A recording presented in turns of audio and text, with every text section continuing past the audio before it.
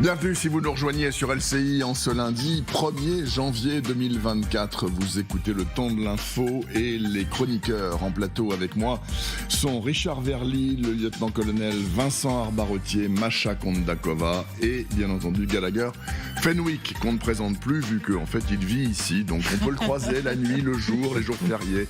Aussi, il est là tout le temps en fait Gallagher. Voilà, alors non je plaisante. Non, on fait un petit crochet par le Japon parce qu'on a du neuf sur le tsunami. Je vous avais dit tout à l'heure à 9h qu'un tremblement de terre de 7,4 sur l'échelle de Richter avait touché une partie centrale du Japon. C'est un puissant séisme qui avait déclenché une alerte au tsunami. Les premières vagues de tsunami sont apparues sur la côte. On les voit. Alors, ça n'a pas grand-chose à voir avec le tsunami qui a ravagé, me semble-t-il de mémoire, la même côte, ou pas très loin, en 2011, à l'époque de Fukushima. Mais je vais aller vérifier ça avec Pierre-Antoine Donnet. Pierre-Antoine Donnet qui a été correspondant en Asie pendant de longues années pour la presse française, à Pékin et à Tokyo également, et qui sort, je vous le signale, le 11 janvier prochain, un nouveau livre qui s'appelle Chine, l'Empire des illusions, aux éditions Saint-Simon, si je ne m'abuse, Pierre-Antoine Donnet. Je précise qu'à l'heure actuelle, environ 30 000 foyers n'ont pas d'électricité au Japon, mais tout cela, ça paraît impressionnant vu d'ici, mais en fait, par rapport à l'ordinaire japonais qui est un tremblement de terre par semaine en moyenne d'une puissance variable mais toujours non négligeable, est-ce que celui-ci, il faut s'y arrêter d'une manière ou d'une autre selon les informations que vous avez, Pierre-Antoine Donnet? Écoutez, non, en fait, la population japonaise est vraiment tout à fait habituée à ce genre de phénomène depuis toujours. D'ailleurs, pour eux, c'est un peu le symbole de l'impermanence. Vivre le moment présent, on ne sait pas ce qui se passera plus tard. Mais là, on est très très loin, effectivement, de ce tsunami considérable qui a eu lieu après le tremblement de terre à Fukushima le 11 mars 2011 et qui, lui, avait causé, ce même tsunami, avait inondé ces fameux réacteurs nucléaires qui ensuite ont causé une véritable catastrophe. On en est bien loin, vous savez. Alors, pardonnez-moi, mais je profite du fait que vous êtes là parce que, certes, vous êtes ancien correspondant au Japon, mais aussi en Chine continentale, donc en Chine communiste. Et par rapport aux vœux du président Xi qui ont été commentés il y a quelques minutes sur cette antenne, dont nous avons gardé le fameux extrait où il dit, historiquement parlant, nous devons être réunis avec Taïwan. Est-ce que vous imaginez que le président Xi a cette obsession en tête, c'est-à-dire, comme le disait le lieutenant-colonel à l'instant, en 2049, qui marquera le centenaire de la création de la République populaire de Chine, il faut que la Chine continentale et Taïwan ne fassent qu'un, et ce n'est pas négociable, quels qu'en soient les risques. Oui, alors juste avant de vous répondre, quand vous parliez de la Chine, il y a aussi eu là-bas des séismes extrêmement meurtriers, notamment celui de 1976 à Tangshan qui avait fait 700 000 morts. Et dans la psyché chinoise, un tremblement de terre annonce souvent quelque chose de très grave. Et en effet, quelques mois plus tard, Mao Tse-tung était mort. Alors maintenant, pour vous répondre, vous savez, ça fait maintenant des années et des années que Xi Jinping profère ses menaces. Elles sont de plus en plus précises. Et là, elles coïncident à un peu moins de 2 semaines avec l'élection présidentielle à Taïwan.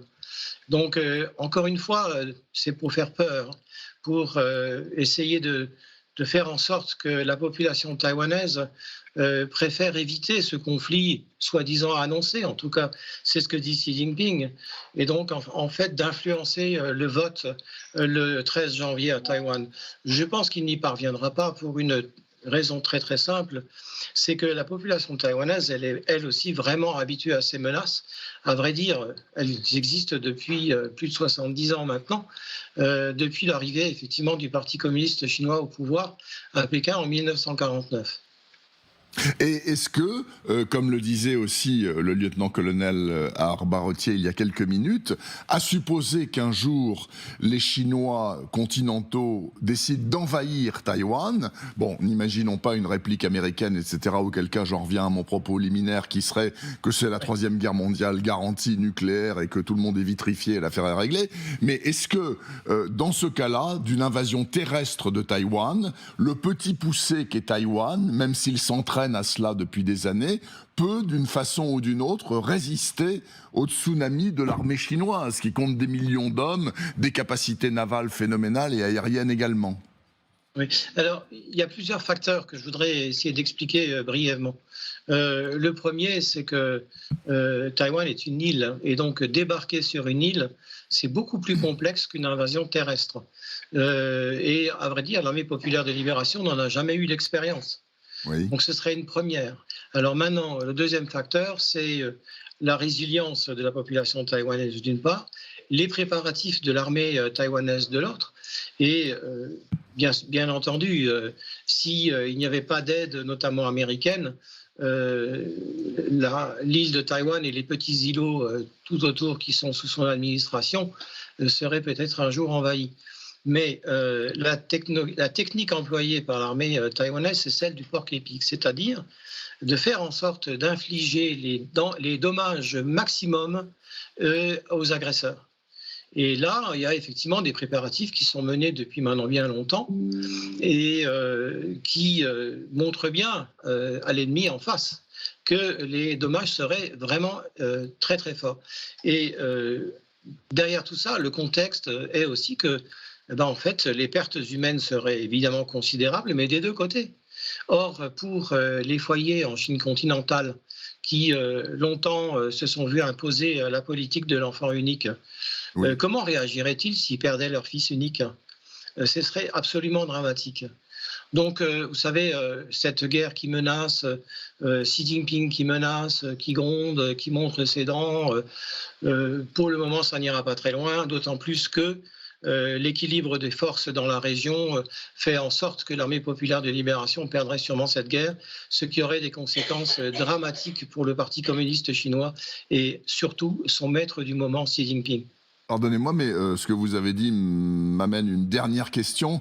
Quand vous dites le fait que la politique de l'enfant unique ferait qu'il y aurait un risque majeur que des millions de familles perdent leur enfant unique dans ce genre de conflit, et donc ça, c'est pas jouable, je pense que c'est très jouable dans n'importe quelle dictature du style de la Chine. C'est pas jouable dans une démocratie où les gens peuvent se venger par les urnes, mais dans le cas de la Chine, il n'y a aucun problème. Vous avez tout à fait raison. Ceci étant dit, malgré tout, les souffrances de ces familles seraient telles que ça ne serait pas non plus sans effet plus tard. Donc, j'en terminerai sur le fait que, à vrai dire, tout simplement, pour revenir à cette guerre que, si elle était lancée maintenant, l'armée chinoise perdrait, ils ont ça en tête. Et au sein du Parti communiste chinois, ça n'est pas dit explicitement parce que ça ne peut pas, sinon ce qu'ils diraient serait écarté immédiatement. Mais ça gronde fort, notamment dans les élites, aux échelons supérieurs de l'armée populaire de libération. Et vous avez certainement vu les limogeages récents, justement au sein de l'armée populaire de libération. Elles en disent long sur le fait qu'il y a beaucoup de ces généraux qui sont totalement opposés au fait de lancer une guerre contre Taïwan. Merci beaucoup pour toutes ces précisions, Pierre-Antoine Denet. Ça m'a donné envie de lire votre bouquin, donc, qui, je le rappelle, sort le 11 janvier, qui s'appelle Chine, l'empire des illusions. Je vous souhaite une très bonne année, Pierre-Antoine Denet.